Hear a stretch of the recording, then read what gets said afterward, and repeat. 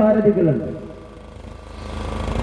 അവസരവാദ രാഷ്ട്രീയത്തിന്റെ വക്താക്കളായിട്ടാണ് നമുക്ക് ഇടതുപക്ഷത്തിന്റെ സ്ഥാനാർത്ഥിയെ കാണാൻ വേണ്ടി സാധിക്കുന്നത്. അദ്ദേഹം ആദ്യം കോൺഗ്രസ് ആയിരുന്നു, പിന്നീട് അദ്ദേഹം CPM ആണ്, CPI, CPM ആണ്. അദ്ദേഹം പക്ഷേ അവിടെ ഇവിടെയൊക്കെ ചെന്ന് പറഞ്ഞു കൊടുക്കുന്നത് ഞാൻ BJP ആണ് എന്നുള്ളതാണ്. BJPയുടെ ആളുകളുടെ വീടുകളിൽ പോയിട്ട് പ്രചരണം നടത്തിക്കൊണ്ടിരിക്കുന്നത്. എന്തിനാണ് ഈ ആളുകളെ തെറ്റിദ്ധരിപ്പിച്ചുകൊണ്ട് ഇങ്ങനെ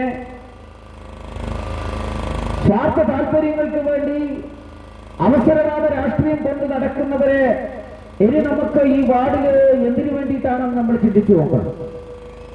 ഇവർക്കെല്ലാം അവസരം കിട്ടിയതാണല്ലോ. CPM-നും കോൺഗ്രസിനും ഇവിടെ മാറി മാറി ജനങ്ങൾ അവസരം നൽകിയതാണ്.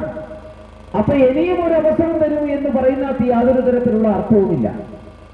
നമ്മുടെ പല ഉന്നതികളും ഇന്നും വളരെ പരിതാപകരമായിട്ടുള്ള അവസ്ഥയിലാണ് ഉള്ളത്. ഇതിനുള്ള മാറ്റമുണ്ടാകട്ടെ. ഭാരതീയ ജനതാ പാർട്ടി ഈ തെരഞ്ഞെടുപ്പില്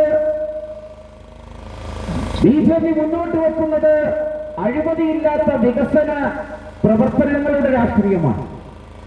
ഞങ്ങൾക്ക് മാതൃകയാക്കാൻ കഴിയുന്നത് നമ്മുടെ പ്രധാനമന്ത്രി നരേന്ദ്ര ദാമോദർദാസ് മോദിയുടെ കഴിഞ്ഞ 11 വർഷക്കാലത്തെ വികസന പ്രവർത്തനങ്ങൾ ജനങ്ങളുടെ മുമ്പിൽ വെച്ചുകൊണ്ടാണ് ഈ തെരഞ്ഞെടുപ്പിനെ നേരിടുന്നത്.